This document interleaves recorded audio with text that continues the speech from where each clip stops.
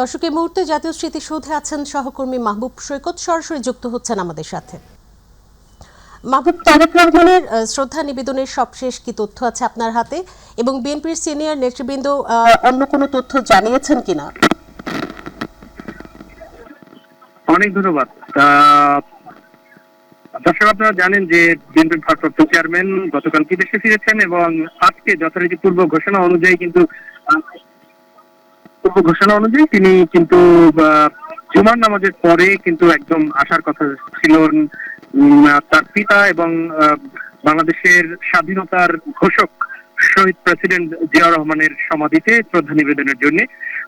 সেখানে কিন্তু অনেক নেতাকর্মীর ভিড়ের কারণে আসলে অনেকটা দেরি হয়েছে। ঠিক কিছুক্ষণ আগে, এখন তো 5টা বাজে, ঠিক কিছুক্ষণ আগে তিনি শ্রদ্ধা নিবেদন শেষ করেছেন এবং সেখানে কিন্তু তিনি দোয়া এবং ফাতিহা পাঠ করেছেন।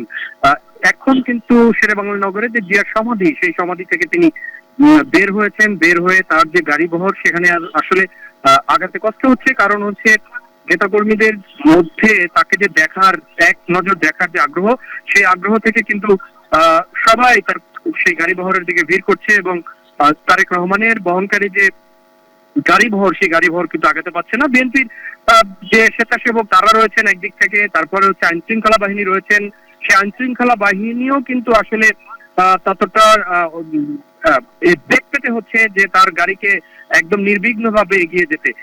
সামনের দিক থেকে পুরো রাস্তাই আসলে ভর্তি।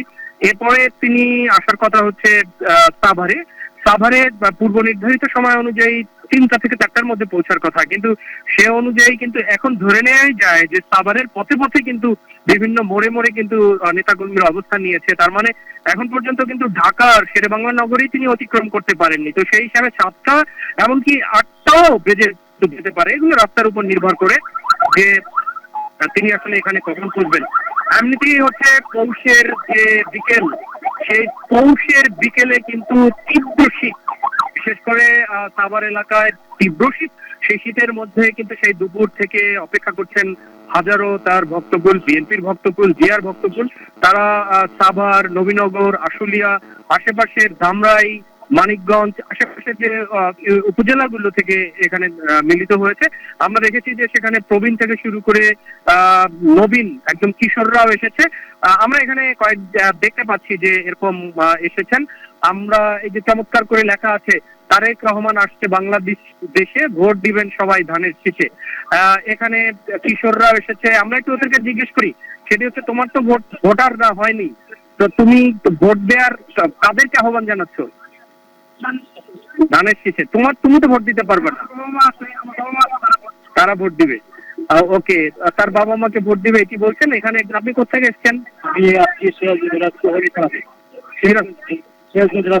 সিরাজগঞ্জের লোকজন তো আজকে এখানে আসছে বলা হয়নি, তো আপনি কি একা আসছেন?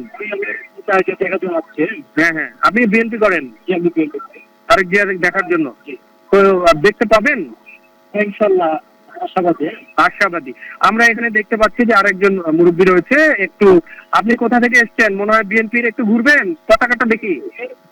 ওকে, বিএনপির দলীয় পতাকা এখানে তিনি বহন করছেন। আপনি কোথা থেকে এসছেন? আচ্ছা, কেন, কি মনে করে আসলেন? তারেক রহমানকে দেখার জন্য এসছেন? শুধু এক নজর দেখার জন্য? এত আবেগ কেন?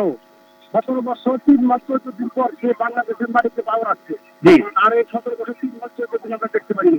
আচ্ছা, ব্যক্তিগত সরকার বিভিন্ন হামলা মামলা দিয়ে এই দেশ থেকে তারা আমরা দেশের সন্তান দেশে পাইছি। ইনশাল্লাহ আমরা তারে প্রধানমন্ত্রী বানাবো ধানের শীষে ভোট দিয়ে। ধানের শীষে ভোট দিয়ে তারেক রহমান 17 বছর 3 মাস পরে ফিরেছেন এবং এই যে আবেগ, এই যে অনুভূতি, সুতরাং সবাই সেই তারেক রহমানকে এক নজর দেখার জন্য এসেছেন। কারণ তিনি শুধু তারেক রহমান তাই নয়, তিনি কিন্তু আসলে বাংলাদেশের ঘোষকের পুত্র, তিনি সাবেক সেনা প্রধানের পুত্র, তিনি সেক্টর কমান্ডারের পুত্র, তিনি রাষ্ট্রপতি ছিলেন জিয়াউর রহমান, সেই শহীদ জিয়ারও পুত্র একদিক থেকে। আর একদিক থেকে বাংলাদেশের প্রথম নারী প্রধানমন্ত্রী খালেদা জিয়া, সেই খালেদা জিয়া তিনি পুত্র, যেমনটা তিনি 3বারের প্রধানমন্ত্রী এবং আপসীন নেত্রী খালেদা জিয়ারও পুত্র। এই অনেক ভাবে কিন্তু একটি বিষয় হচ্ছে, বাংলাদেশের ইতিহাসে তিনি কিন্তু পরিবার কেন্দ্রিক রাজনীতি থেকে বড় হয়েছেন, এমনটা না মনে করছেন বিশ্লেষকরা। তারা বলছেন যে তিনি ধাপে ধাপে ধাপে ধাপে রাজনীতি শিখে শিখে এই পর্যন্ত এসেছেন। তো সেই জায়গা থেকে আসলে একটি বিষয় বলতেই হয়, তা হচ্ছে যে এই যে তাকে দেখার, তাকে অনুভূতি, গতকালকে তিনি সমাবেশে কিন্তু বলেছে আই হ্যাভ এ প্ল্যান। গতকালকে কিন্তু তিনি সমাবেশে যেমনটা বলেছেন যে আই হ্যাভ এ প্ল্যান, যে আমার একটি পরিকল্পনা আছে, এবং সেই পরিকল্পনা কিন্তু 31 দফা কর্মসূচির মাধ্যমে তিনি কিন্তু আগেই জানিয়ে দিয়েছেন। আপনারা জানেন যে আগেই জানিয়ে দিয়েছেন বাংলাদেশকে তিনি কিভাবে গড়বেন। আপনারা দেখতে পাচ্ছেন যে এখানে হাজারো জনতা সেই হাজারো জনতার অপেক্ষা করছে, কিন্তু যেভাবে হাজারো জনতা জিয়াউর রহমানের সমাধিতে, সেভাবে হাজারো জনতা সাভারের স্মৃতিসৌধেও কিন্তু অপেক্ষা করছেন। তো এই অপেক্ষার প্রহর আসলে তারা চান যে তাদেরকে নেতৃত্ব বিএনপির ভারপ্রাপ্ত চেয়ারম্যান দেখ। তারা চান বেগম খালেদা জিয়াও যেন সুস্থ হয়ে যাক, এবং তারা চান সবাই যে যেমন সবাইকে মিলে তারেক রহমান যে ঘোষণা দিয়েছেন যে দেশ গড়ার, সেই দেশ গড়ার অংশীদার তারা হতে চান। তারা চান কোনোভাবেই যেন দেশ আবার ফ্যাসিবাদের কবলে না যান।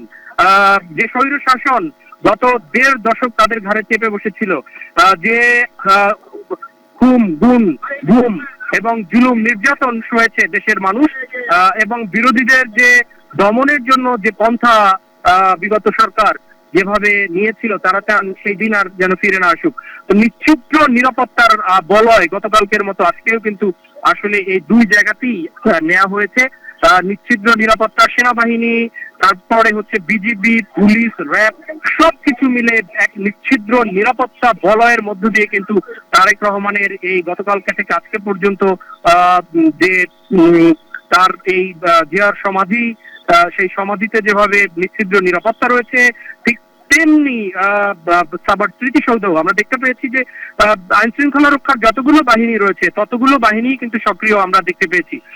এখানে স্বেচ্ছাসেবকরাও রয়েছে, তারাও চেষ্টা করছেন যে এই শৃঙ্খলা রক্ষার্থে।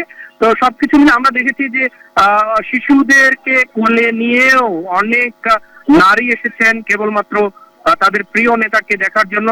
আমরা এখানে আরেকজনকে সাথে কথা বলছি, সেটি হচ্ছে যে অনেকক্ষণ থেকে শীতের মধ্যে অপেক্ষা করছেন, সেই শীতের মধ্যে অপেক্ষা করছেন। গতকালকেও তারেক রহমানকে দেখেছেন, আজকে তার কাছ থেকে কি ধরনের কথা প্রত্যাশা করছেন? আমরা একটা আপনি যে প্রশ্নটা করেছি সেই প্রশ্নের উত্তর দেন। আপনার ব্যক্তিগতভাবে বিএনপির কর্মী হিসেবে আপনি কি চাচ্ছেন এখন তারেক রহমানের নেতৃত্বটা? তারেক রহমান আমাদের 17 বছর পর আমাদের বাংলাদেশে আসছে, তিনি আমাদের বাংলাদেশে গতকালকে পদার্পণ করেছে, আমরা তাকে স্বাগতম জানাইছি। এখন আজকে অভ্যর্থনা জানানোর জন্য আমরা চেষ্টা করতেছি। আমাদের তারেক রহমান আসবে এবং দেশে আমরা আশা করি আগামী দিনে এই গণতন্ত্র পুনরুদ্ধারের জন্য এই দেশের দায়িত্বভার গ্রহণ করবে। অনেক ধন্যবাদ। গণতন্ত্র পুনরুদ্ধার এবং এই দেশের দায়িত্বভার গ্রহণ করবেন এমনটাই প্রত্যাশা।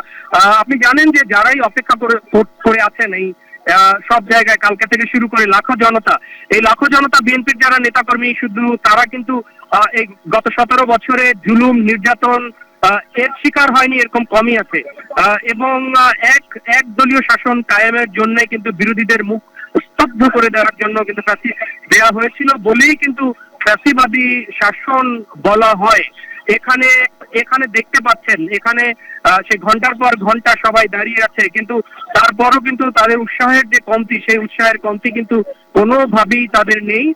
সর্বশ্রেণী, সব শ্রেণী, আশেপাশের আগেই বলেছি, তাদের প্রত্যাশা হচ্ছে তারা এখান থেকে প্রত্যেকেই বলছেন যে তারেক রহমানের এই আশার মধ্য দিয়ে আগামী জাতীয় যে নির্বাচন আছে, সেই জাতীয় নির্বাচনেও ধানের শীষ প্রতীকের প্রতি মানুষের আস্থা আরেকটু ফিরে আসবেন। তাদের প্রত্যাশা হচ্ছে যে নির্বাচনের আগেই যেন আল্লাহর রহমতে বেগম খালেদা জিয়াও যেন সুস্থ হয়ে এই নির্বাচনী প্রচারণায় অংশ নিতে পারেন, এমনই তাদের কামনা। যদিও আমরা ঠিক জানি না যে সেই সুযোগ তার জন্য আপনার সাথে যুক্ত হব।